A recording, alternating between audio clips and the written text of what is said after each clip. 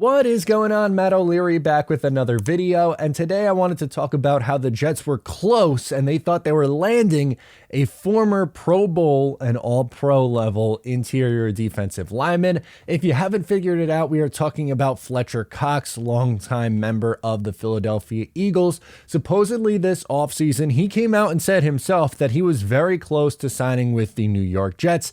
He went on Chris Long's podcast. They were former teammates. Chris Long bounced around the league. I mean, he spent a lot of time with the Rams, then played with the Patriots and the Eagles, but he being Fletcher Cox, went on his podcast and talked about how he was very close to leaving Philadelphia for the first time in his career and going to the New York Jets. He said, quote, "It came down to some decision-making, talking with my family, and it was close, but at the same time, I wanted to stay home. I wanted to be here in Philly and finish this thing here in the city of Philadelphia." Now, reportedly, the New York Jets offered Fletcher Cox more money to come to the New York Jets versus staying in Philadelphia. He signed a one-year, $10 million deal to return to them this year. But obviously, he spent his entire career in Philadelphia. They just went to a Super Bowl. So I could obviously understand why he wanted to return back to the Philadelphia Eagles.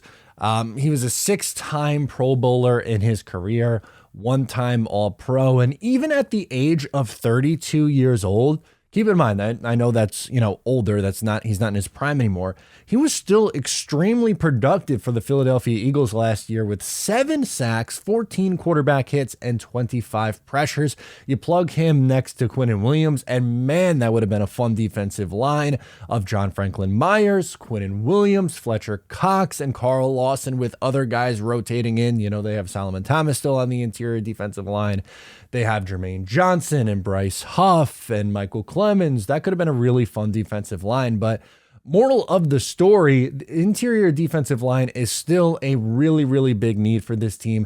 It's a point where I would expect them to sign a veteran in free agency, maybe a Matt Ioannidis, someone like that, and also draft one in the first, not in the first round, in the NFL draft, maybe in the first round, Kalijah Kancey, but that would probably be in a rare circumstance where all 3 tackles are off the board, Jackson Smith and Jigba's off the board. If that's the case, maybe they stay put and take Kalijah Kancey, but even so, they still have, picks in the 2nd round, the 4th round. Supposedly they were interested in, we talked about earlier this week, in the defensive lineman from USC.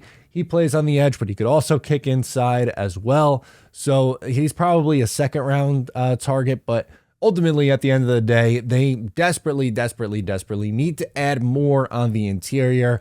And it's hard not to think about how fun it would have been to have Fletcher Cox on the interior with Quinnen Williams. Man, the two of them just wreaking havoc up the middle. But still, Joe Douglas knows that it's a position of need. Joe Douglas spent a ton of time in Philadelphia, so the connection made a ton of sense. But once again, don't really blame him for going back and wanting to finish his career with the Philadelphia Eagles. But that'll do it for me today. Please make sure to subscribe if you're new. Sound off in the comments. I'm Matt O'Leary, and I will catch you next time.